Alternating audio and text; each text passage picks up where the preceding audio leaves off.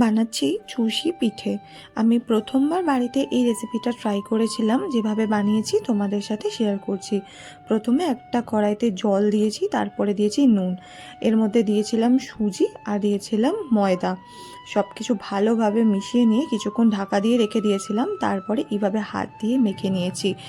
মণ্ডটাকে ভালো করে একটা ভেজা তোয়ালে দিয়ে মুড়িয়ে রেখেছিলাম, দিয়ে অল্প অল্প করে ওখান থেকে নিয়ে এইরকম যেরকমভাবে আমি দেখাচ্ছি ঠিক সেইভাবেই একটা একটা করে বানিয়ে নিতে হবে। এরপরে কড়ার মধ্যে দুধ বসিয়ে দুধটা ফুটে উঠলে এর মধ্যে দিয়েছিলাম নারকোল কোড়া, দিয়েছি একটা দারচিনি আর এলাচের গুঁড়ো। সব কিছু ভালো করে মিশিয়ে নিয়ে এর মধ্যে চিনি দিয়েছি আর দিয়েছিলাম গুড়।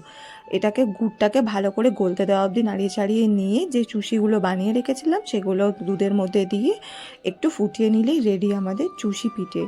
আমি এইভাবে বানিয়েছিলাম, আপনারা অবশ্যই একবার বাড়িতে ট্রাই